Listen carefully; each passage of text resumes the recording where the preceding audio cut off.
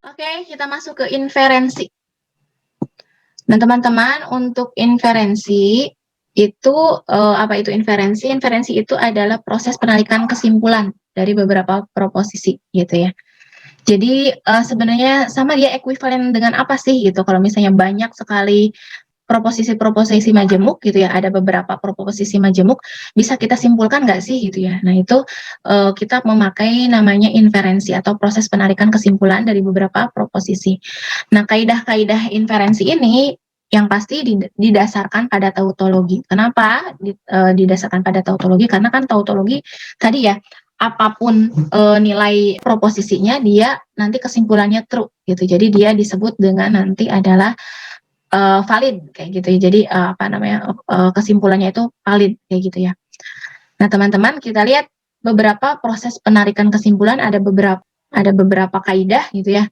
Misalnya yang pertama kita pakai yang namanya modus ponen gitu ya. Modus ponen ini bentuknya seperti ini nih. Jadi teman-teman kalau ada dua proposisi ya, misalnya yang pertama adalah proposisi jika P maka Q gitu ya. Dan yang kedua adalah proposisi P. Nah, teman-teman bisa menyimpulkan kesimpulannya adalah Q gitu ya. Jadi nilai Q ini selalu benar atau valid kayak gitu. Kenapa? Dia didasarkan dengan tautologi yang ini. Jadi kalau dua pernyataan ini ya, yang atas itu dioperasikan dengan tanda dan ya, dioperasikan dengan tanda dan ya. Kemudian teman-teman operasikan lagi dengan tanda implikasi ya. Nah, ini kan kesimpulannya jadinya nanti ya. Nah, maka nanti harus menghasilkan semuanya true atau tautologi gitu ya.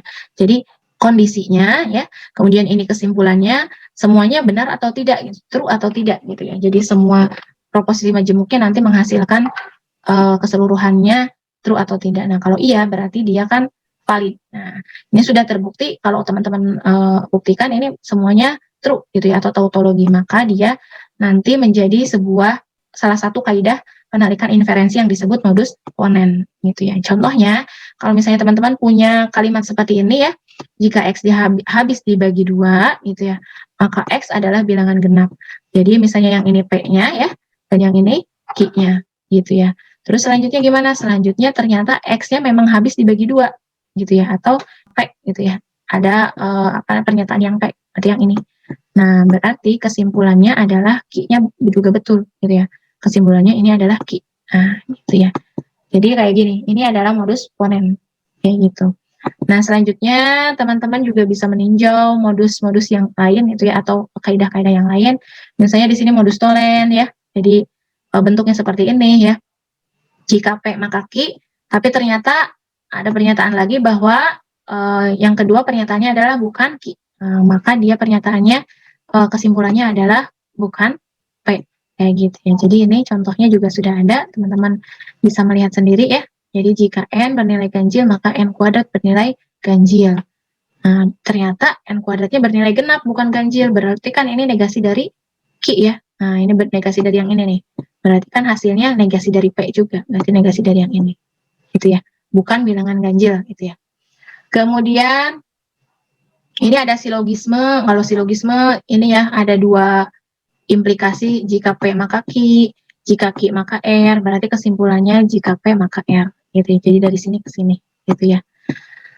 Selanjutnya juga teman-teman bisa melihat silogisme disjungsif gitu ya, disjungtif maksud gue adek. Di bentuknya seperti ini. Kalau ini P atau Q dan kemudian ada negasi P. Ya, teman-teman bisa menyimpulkan kesimpulan yang valid adalah Q gitu ya. Nah, selanjutnya ini contohnya ya, saya belajar dengan giat atau kan ya, atau saya menikah tahun depan misalnya. Terus kemudian ternyata teman-teman tidak belajar dengan giat, saya tidak belajar dengan giat. Berarti kan kalau yang ini sudah negasi ya, sudah negasi, yang ini sudah false, berarti kan karena dia yang ini berarti harus benar gitu ya. Untuk menghasilkan benar kan berarti yang Q-nya harus benar gitu ya. Karena kalau atau itu harus salah satunya benar gitu ya. Kalau yang ini sudah false berarti yang ini harus true. Maka ini dijadikan kesimpulan menjadi kesimpulan yang valid gitu ya. Saya menikah tahun depan, misalnya seperti itu.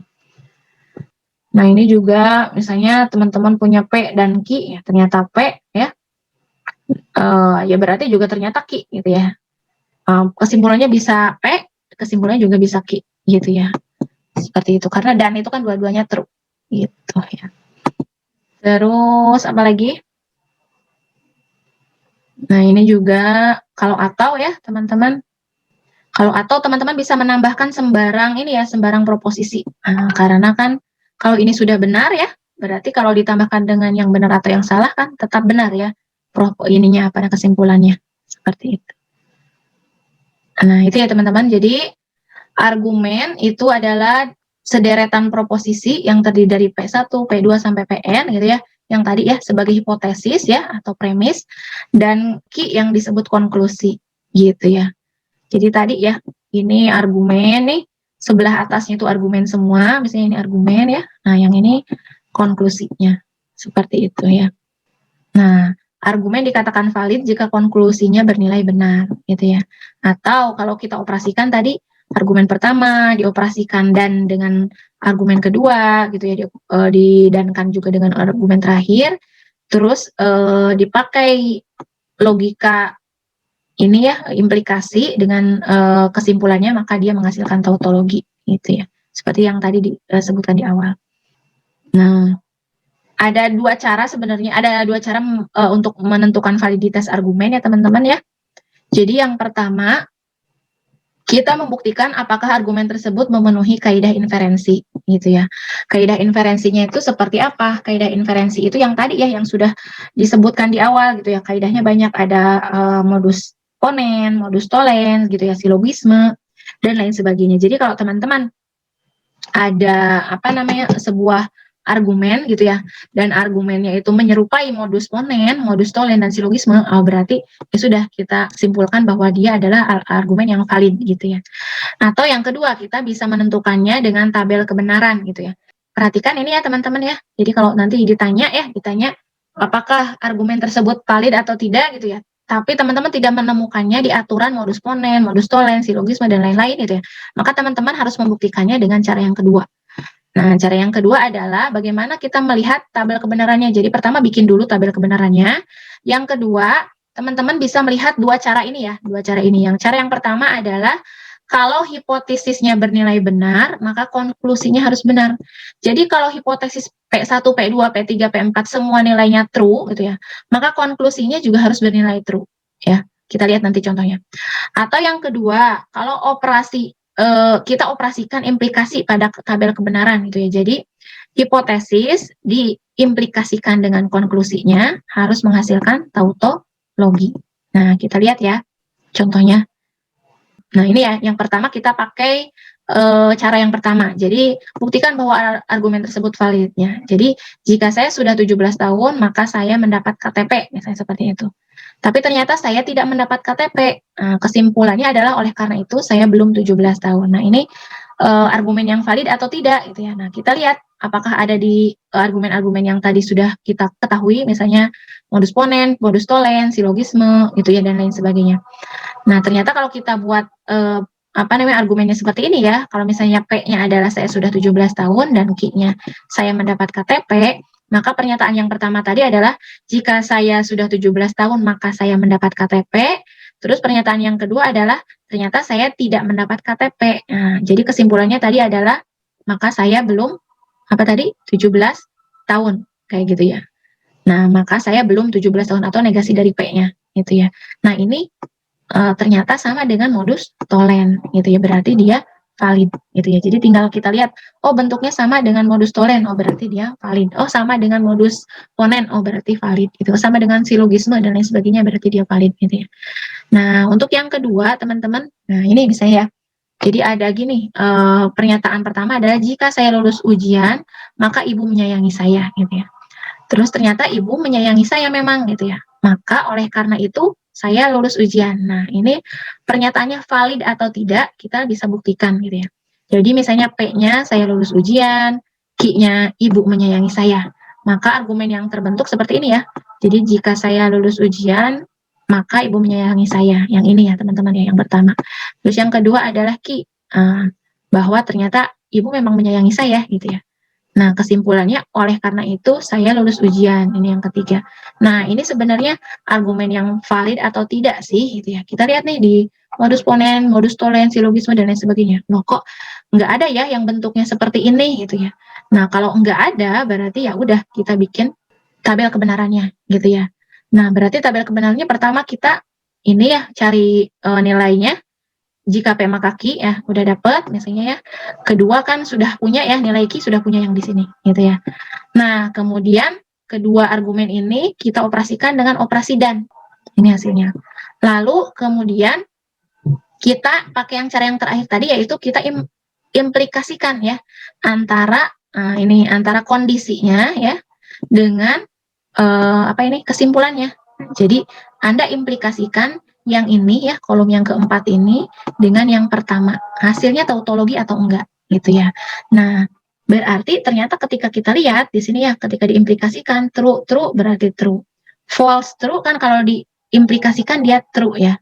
Nah ini true false ternyata false gitu ya. Kalau yang ini false false berarti true gitu ya. Nah ternyata ada yang false berarti dia bukan tautologi yang artinya bahwa argumen yang tadi tidak valid gitu ya, tidak benar gitu karena tidak selalu menghasilkan true gitu ya. Atau teman-teman bisa memakai cara yang pertama. Kalau yang cara yang pertama teman-teman tidak perlu mencari yang mana, tidak perlu mencari yang ini.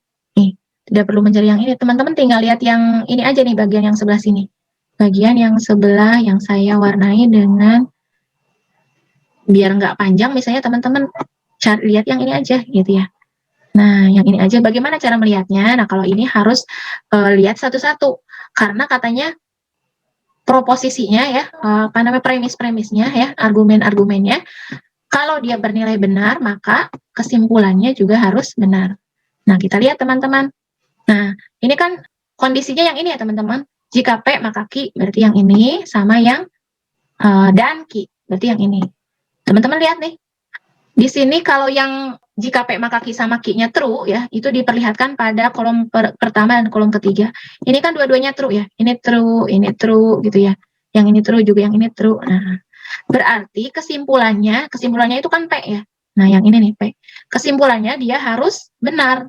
Yang pertama sih dia memang true, tapi yang ketiga ternyata dia false. Nah, maka dia tidak valid gitu ya. Jadi pernyataan yang tadi tidak valid. Kenapa? Karena tidak selalu benar. Nah, seperti itu ya. Jadi ini jika saya lulus ujian maka ibu menyayangi saya, lalu ternyata ibu menyayangi saya. Oleh karena itu, jangan kesimpulan ini berarti tidak selalu benar gitu ya. Tidak selalu oleh karena itu saya lulus ujian ya. Karena mungkin saja Anda tidak lulus ujian, ibunya tetap sayang seperti itu ya. Jadi dia ternyata tidak valid apa namanya argumen yang terbentuk seperti itu ya.